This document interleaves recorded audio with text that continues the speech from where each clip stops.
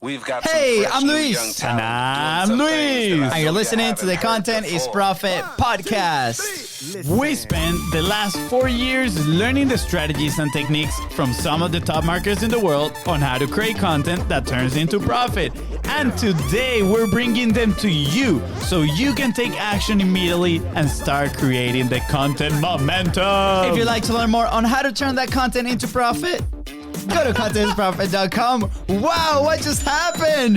My voice. By the way, we have live comments coming in. Thank you, Epic. Jen. Epic. Thank Jim, you. it's going to be awesome. Yes, it's going to be awesome tomorrow because, well, if you're listening to this, it happened like 2 weeks ago. But if you're listening to this right now, that means on Thursdays, guys, at 4 p.m. EST Eastern Time, usually, we are doing Content Chop Shop. We are reviewing marketing content.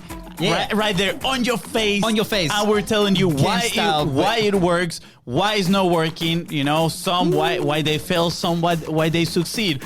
But besides that, guys, today we're talking about how to I'm reading the wrong one, guys. Today we're actually talking about how content and sales are the perfect match. Ooh, the baby. perfect It's like marriage. peanut butter and jelly. It's like Yes. Oreo cookie and the white stuff wonderfulness that's inside of it. It's like Luis and Katie. It's like Fonzie and some girl out there in the world that we don't even know what it is. You guys can tell in here who's the one that has a sweet tooth, right?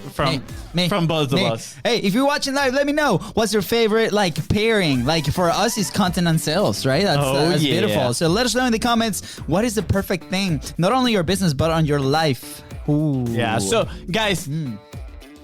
A little context, why we're talking about content and sales. I mean, besides the podcast being called Content is Profit, right? Today we had an awesome guest coming on. Unfortunately, we had to reschedule, right? But at the same time, it was a great opportunity for us to share some of our thoughts around sales, right? So just so you guys know, we are at this stage in our business where we are looking to how can we increase our sales right now, right? How can we build processes around sales? And a few weeks ago, we had an incredible guest that talked all about sales. He was absolutely amazing. You remember who it was? Is it Sean? Yes, Oh, indeed. I got it right. Hey, ka-ching. Sean Malone. That's his name. I think he's episode 83, if I'm not mistaken. Go check it out. Yeah, because it was mind-blowing. Golden literally boulders everywhere. It's literally a mastermind on sales. Yes. Like we have frameworks, stories, tips. I mean, Fonzie had like just created this full guide. If you're interested on that guide, let us know in the comments below. Send us a DM.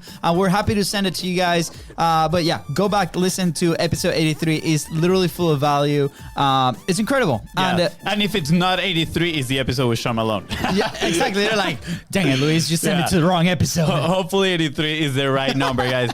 But you know, before we get started into that, I want to lead with a little story on sales, right?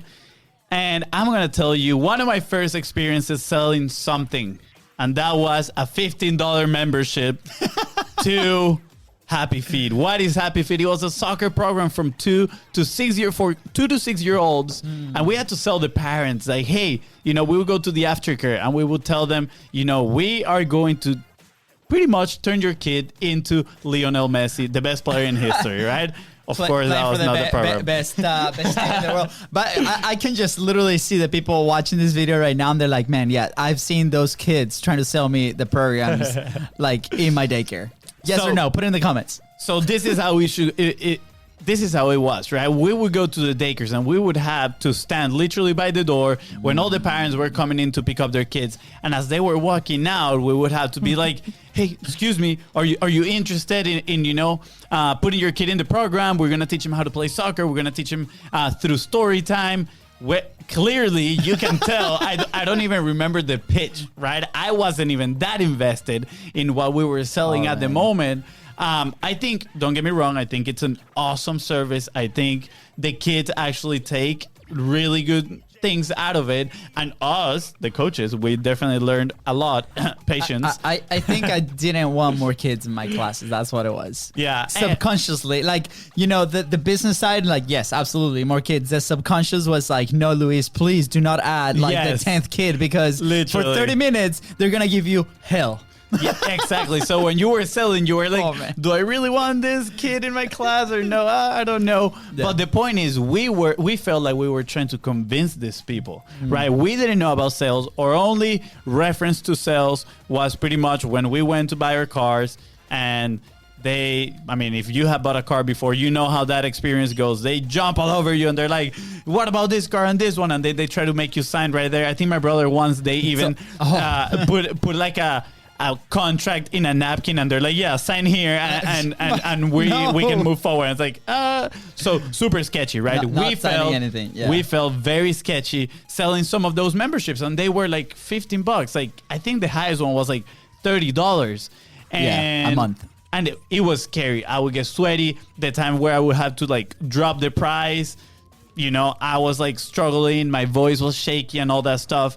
And fast forward, and we started selling $500 a month services, right? So, and fast forward even more, and now we're selling like my brother said in that episode, a 4-digit, a 4-digit offer, right? So, what is that difference there? How can you go from selling, $15, $30 memberships to 4-digit offers? Hey, full disclosure, we love you guys, everybody. Full disclosure, the product that we sell, it ranges depending on, what type of market, what type of company, what type of services, it falls in there, but it goes from $2,000 to $4,000 per month, right? So how do you go from going scary, sweaty armpits like Fonzie here, $15 memberships to that kind of product, right? And it did take time. It did take a bunch of stuff, publishing, learning, investing, right, and coaching. Absolutely. And there's other stuff as well. But, one of the key factors was definitely, believing and having clarity in what we were selling, right? When we went to the $500 a month that we were selling to the restaurants, we didn't believe as much, that we could deliver. So it was also the convincing game. We were stuck in that convincing game. Absolutely. But once we actually did what we offer now as a service, right? And we're offering to people, we have seen the results. We have, 100% certainty that it works and that we can help people move forward. Now it doesn't feel like selling, right? Selling is more like helping others. I want to add to that. We've seen it work. Not only whoa, Joe, we got all the comments at once. All the comments just came out at once. That's awesome. Hashtag Luis voice crack. Yes, that happened like 10 minutes ago. Thank you, Jim. Yes. Jen Crown and Coke. There we go. Barca. Oh man, thank you so much for all the live comments. I appreciate the engagement. The internet is lagging today. And honestly, along the way, if you want to drop the questions right there, we can make this super interactive today. Yeah. But when we say we've seen it work, it's not only with the clients, right? It's with us, because we literally practice what we preach to be at the forefront of the process. Be like, hey, can we what's the perspective around content? Can we test things out, right? And then from that, we can actually do it. So this morning I was in a conversation with somebody that might or might not be working with us. We'll see. Dun, dun, dun. Dun, dun, dun. We'll let you guys know. But we were going through it. And this person was where we were probably 6-7 months ago, right? And we could have a really good, honest conversation because we were there. We walked through that path. And yes, at some point, we'll probably do some business together. But the intention was not to sell or convince this person, was to help them through those problems, right? So if the sale happens, then there's a shortcut to that problem, that solution, to that person is looking for.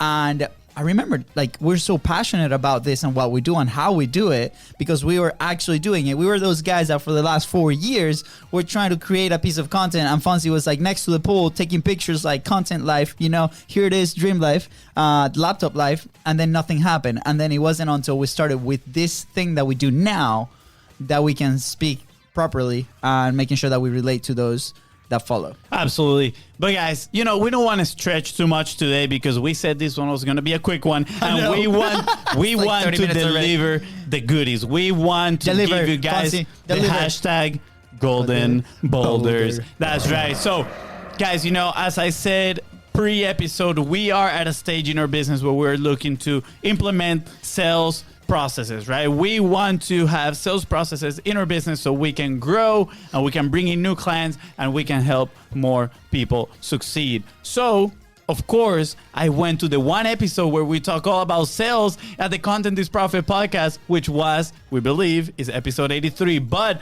it is the episode with the one and only Sean Malone. And oh, wow. I re-listened to that and I was like, my mind was in flames. Well, I was like, tell me what you've been talking about 20 minutes about how your mind is inflamed. So tell us. Yes. Spill the beans or spin the boulders. First, I want to clarify a few points that Sean shared in that podcast, right? Because I do believe this. He said, most entrepreneurs do not have a conversion problem.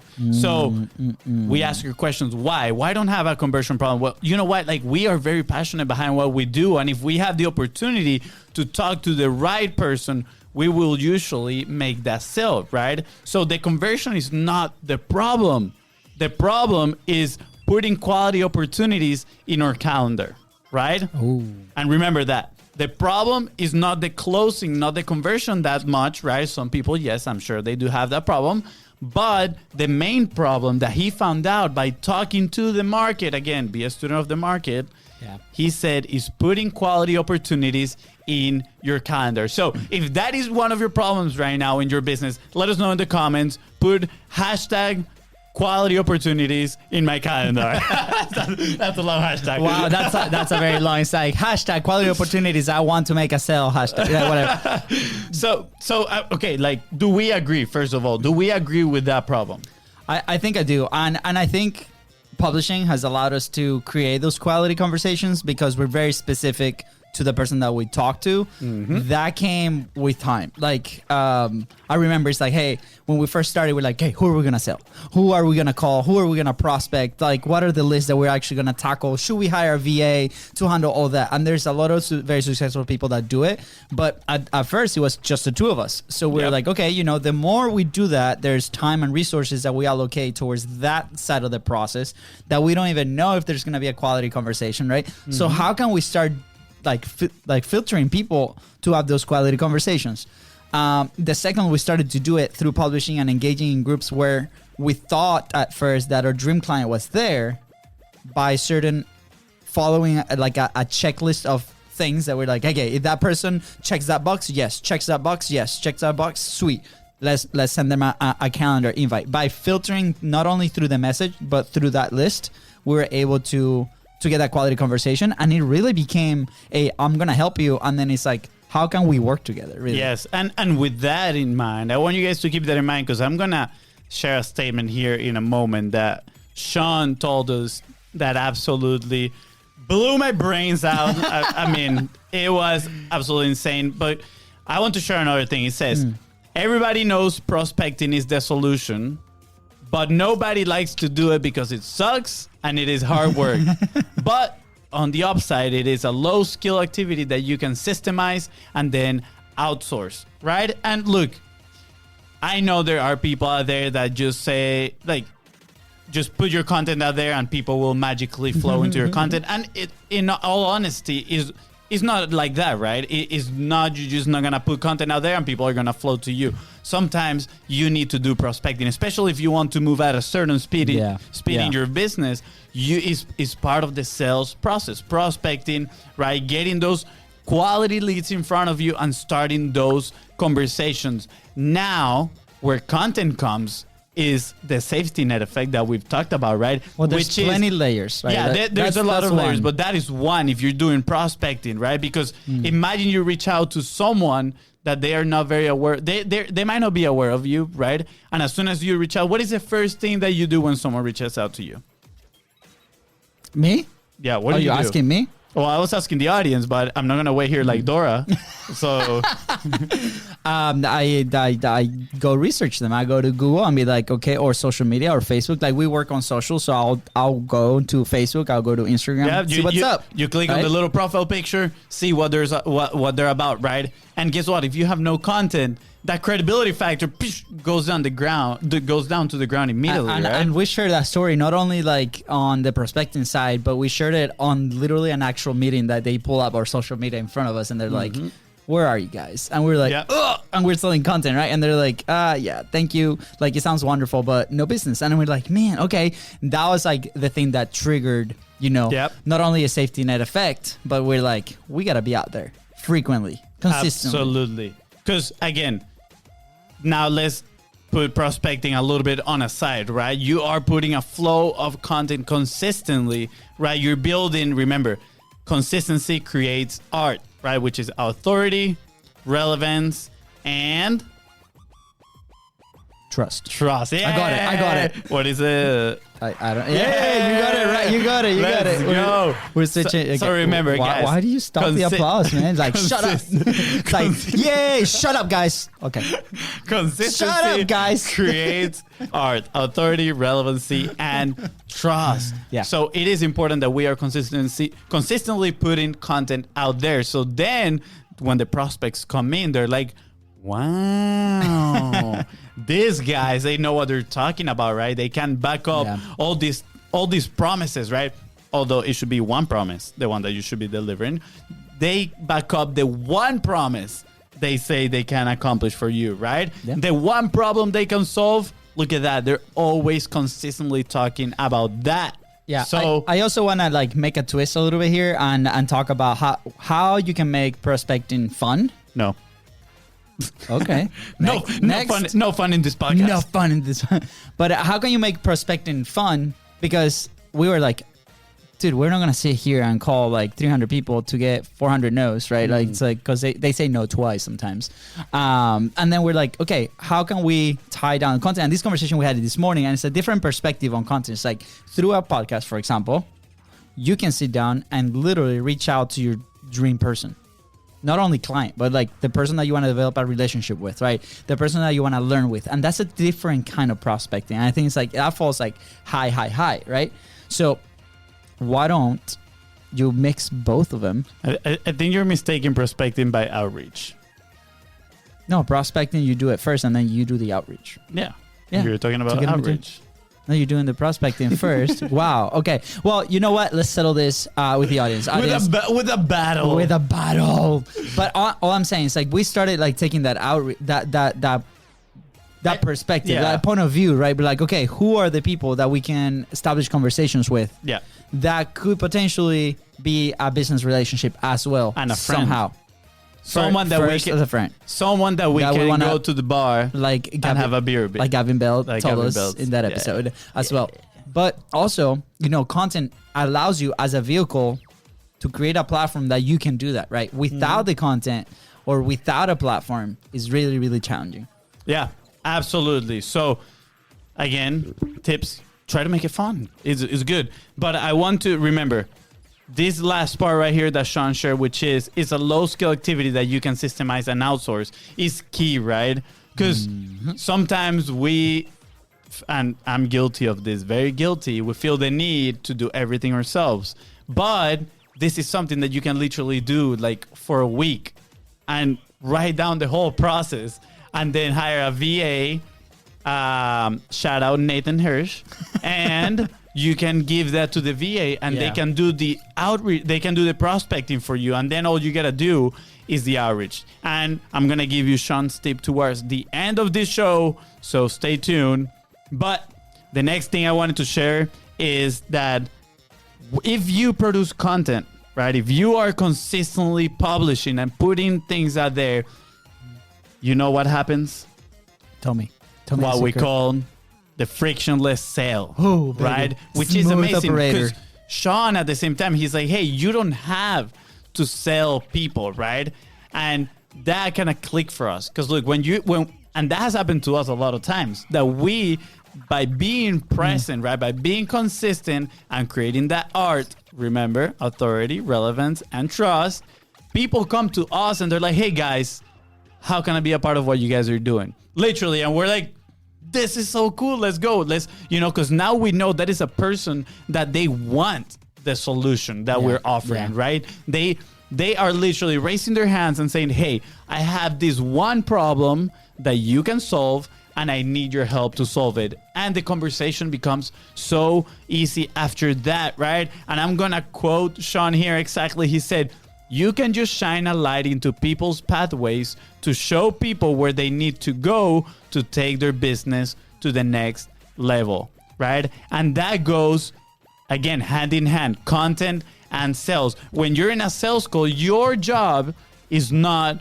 to convince the other person that they need to work with you, right? If you're doing that, I'm gonna do this. Revisit your process. Yes, I think you're doing it wrong. If you're trying to convince the other person, right? Like he said here, you need to shine a light into people's pathways. You need to show them the way. It's like, hey, you know what? Like, I know you have this problem, and through my solution, I know we can get you to the next level. And guess what? That is the message that you're sharing in your content as well.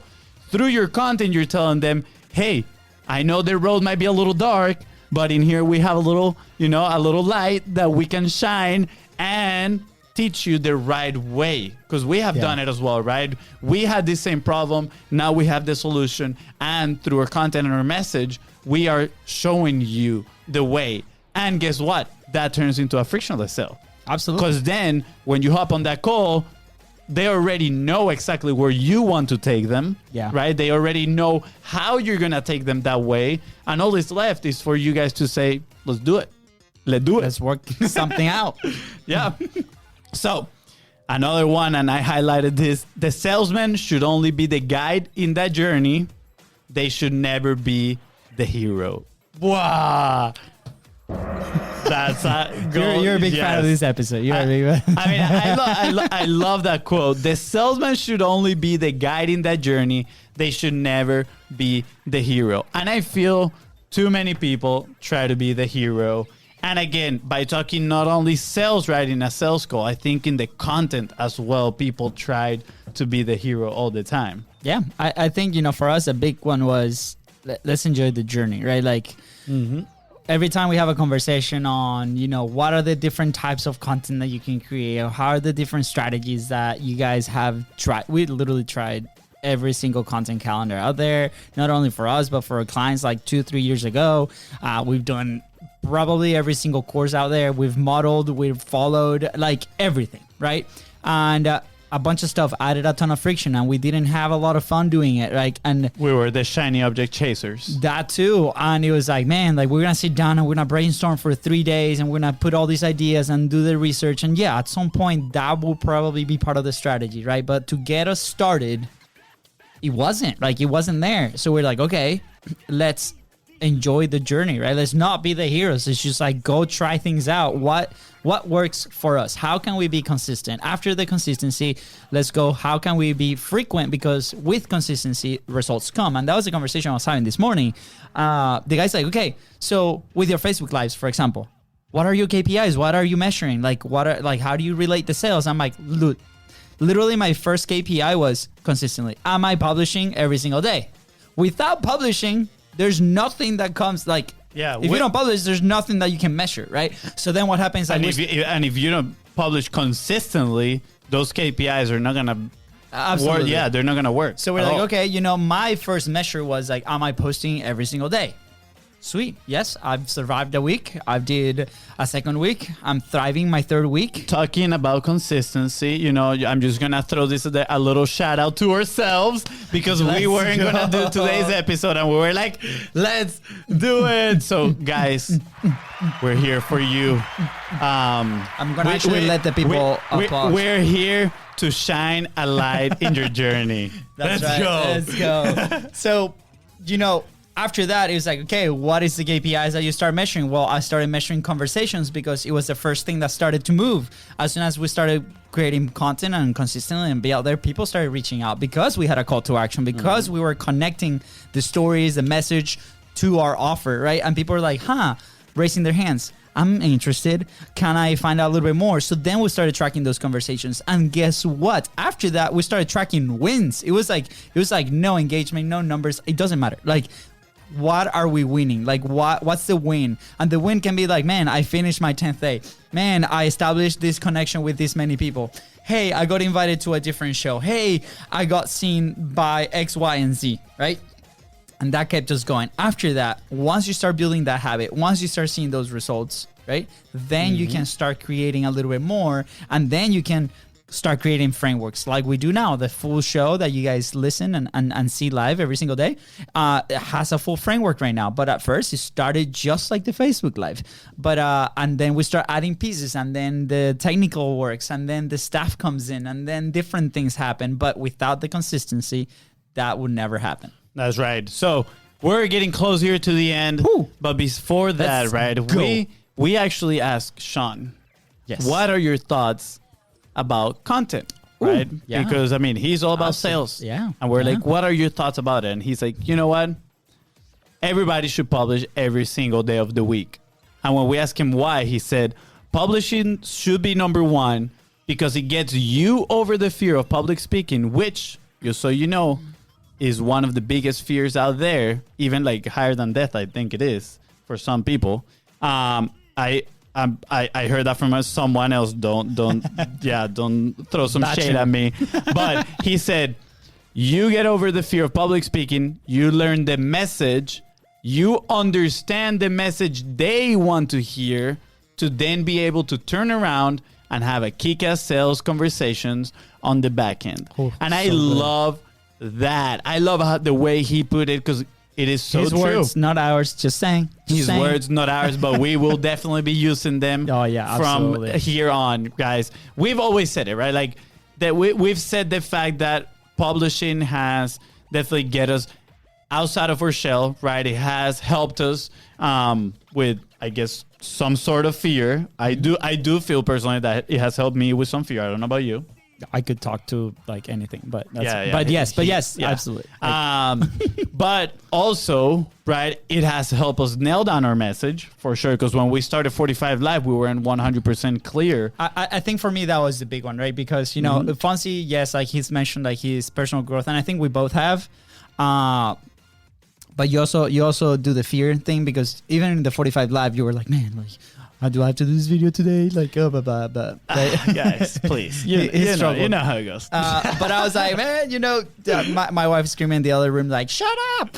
And so whatever. Like for me, that was not a big issue. The big issue was the message side of things because I was heck confused. I was like, man, what are we selling? Like, what are we doing? And it was like that for a long time because I had no validation from either the audience or my clients or the people that were trying to talk because they were not the right clients. So what happens is like through the publishing, like we didn't have it figured out. Through the publishing, we started to figure that one out. We started to throw messages out there, and then we saw responses from the audience or responses from people that reached out to us. And like, man, that was so good. Oh man, okay, write it down. Like that is so good. Like Luisa is really good at jokes. Okay, sweet. Luisa will continue to say jokes.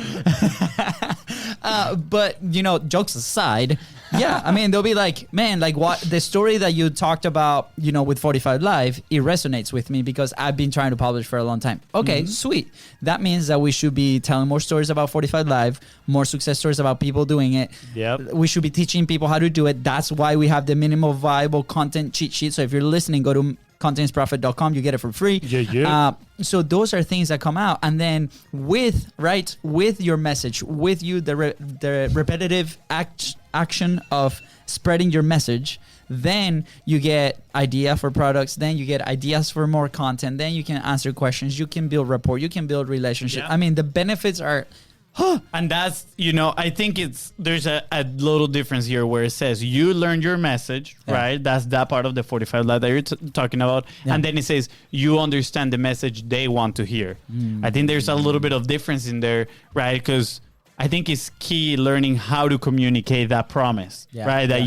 How to communicate that one problem that you're solving for your prospects is so important. And you're going to get active feedback when you start publishing. You're going to get comments, you're going to have people sending you messages, and you're going to start establishing conversations, and you're going to be like, like you just said, like this resonates with them. Let me tell that story more, right? Again, why do we share the 45 Live story so much? Is because we have seen the reaction, you guys. We've seen how people actually like, wow, that is absolutely amazing. And we have seen people that have tried it and they have gotten amazing results. So we're like, guess what? Now that is part of our brand. Literally, we are going to preach 45 Live till the day we die. By the way, we have received some comments. Some people are like, man, you guys should have something with 45 Live. And if you agree with that, let us know in the comments. Like, that will be massive help. Or slide in the DMs. Just slide in the DMs. Let us know, hey, I would like to learn more about 45 Live. What is the structure? What is the thing? Like, what is the process that you guys followed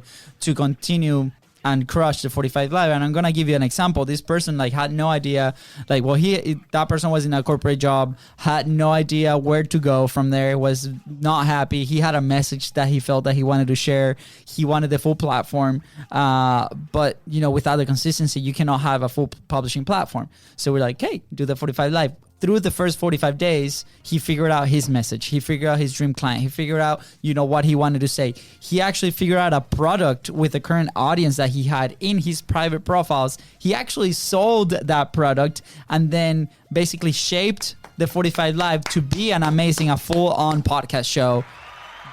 Yeah, that's right. Let's go. Full up, but again, dude, poor people, you're shutting them up. There we go. Okay, let's get there we go. And now he has a full-time show, 30 episodes, connecting with CEOs all over the place. He's a coach. So amazing, right? And that's what that exercise allows you to do. So if you're interested in finding out a little bit more, there's no product behind it. We're just literally looking for feedback. What can we do there? Is there something that we can do to help you through your publishing journey? That is right. Thank you so much for sharing the story. Wow. So kind of you. Thank you. So kind of you. Thank you. And exclusive. Hey. And with that, we are going to transition to the end. Oh, okay. Because we have a soccer game, by the way. Yeah, we have a soccer game later today. Let's go. we actually, the real reason we hopped in here and did the podcast was because we needed to get pumped up for the game. We were a little sleepy.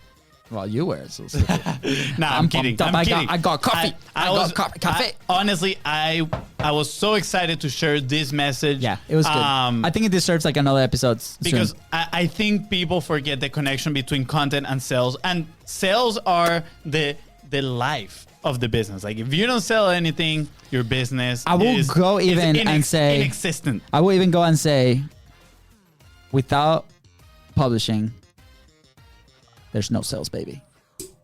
Indeed. Like good sales. Like people that stick with you for like sales. 9 sales. Frictionless sales. Like, yes. No, I agree, obviously, 120%. And that's it. That's what we're trying to help you realize today is that content and sales, they're the best couple in the world, right? They are, meant to be with each other.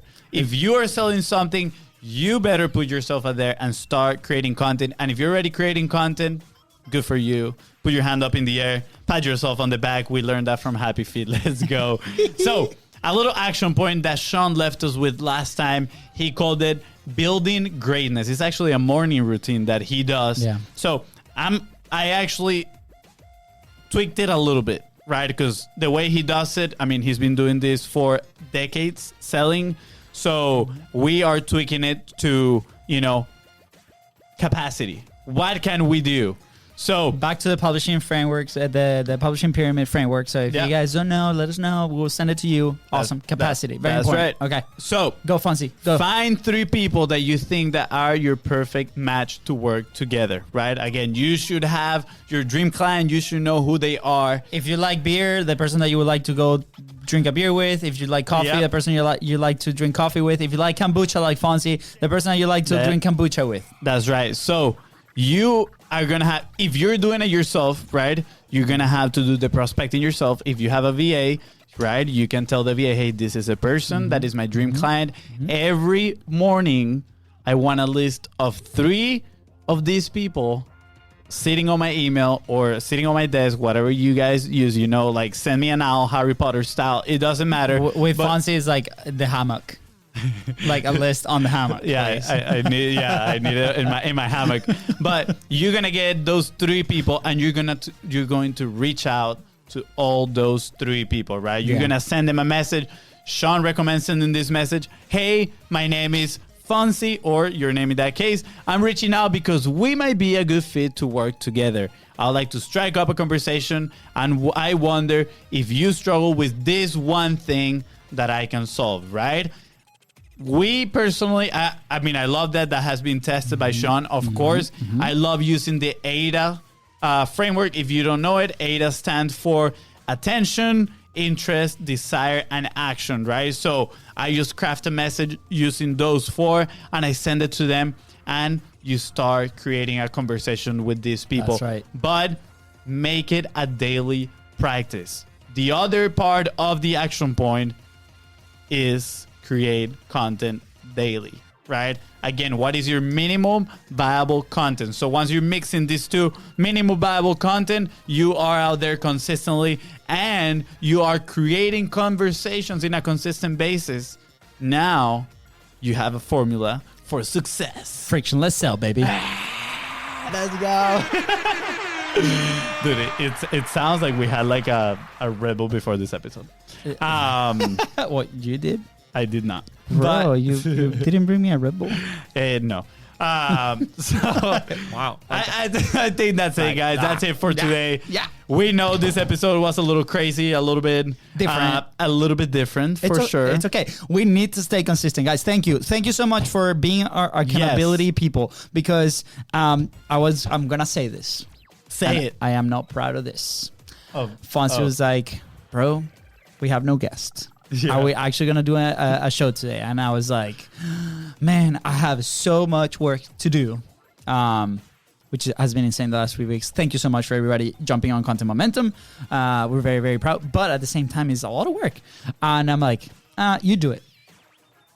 Yeah, I'm going to tell you my thought process. But first, I want to highlight how, if you're looking right now, this hair right here in my beard is driving me crazy. It's like, But that's why I'm not proud of it. But then thinking back on the audience, on the consistency, on the conversation that I had this morning, and then Fonzie being like, dude, let's go, let's do it. So this is what happened when you told me that. When he told me that, I was like, okay, like I'll just go outside and do this conversation that we're having right now by myself, and I'll just publish it as a bonus episode. So I go outside and I started doing my walk, right? And I'm like, dude, I felt like I didn't want to do it as well, right? And again, I'm not proud of that. But we all have those days. And I was like, okay, how can I get my brother to do it? So, I was like, if he's on board, I'm sure like we'll feed off each other energy and like we'll go ahead and do it. So I was like, okay, I'm just going to go into the office and start setting up. Like, not saying anything, not telling him like, hey, let's do the episode real quick. I'm just going to set up and pretend that I'm going to do it all by myself. I mean, if it didn't come on, I was going to do it all by myself. But I was like, you know what? Let's do it. And I came into the office. I started setting up and success, guys. Success. We made it, guys. My brother got up and he's like, okay, I'll do it. That's fine. Lesson there. Have your accountability, not only partner, but also the audience. Guys, a huge shout out to our live audience today. Jim, Jen, RJ, man. Oh, this is so awesome having you guys here. Wow, Fonzie. Yeah, I'm sorry, RJ. Clearly, these glasses don't work. Okay. The glasses are just for the blue light. RJ, yeah, he's not a Barca fan, so that's why. Yeah, and you get me. Why. You get me. So, guys, I think that's it. I mean, lesson learned. Lesson learned with sales, perfect marriage. Yeah, go marry your content with your sales. Ooh, baby. And if you need, crush it. And if you need help with that, let us know. We can help you through the publishing pyramid, through the minimum viable content, through 45 Live and Content Momentum. It's our big baby. So, right. And if you are looking for some very incredible, actionable tips on sales, right, when having that sales conversation, go and revisit episode 83, if I'm not mistaken, but I know it is the episode with Sean. I feel like Malone. by now we should have checked that. Yeah, by now we should have checked that. But it's fine. It's the episode with Sean Malone. Absolutely epic. So, yeah. All right. And with that being said, guys, thank you so much for tuning into the Content is Profit podcast. Go ahead and subscribe. Smash that subscribe button and follow us on social media at BizBrosCo. And if you find this episode impactful, please don't forget to share it and leave a 5-star review. Let's go. Bye, guys.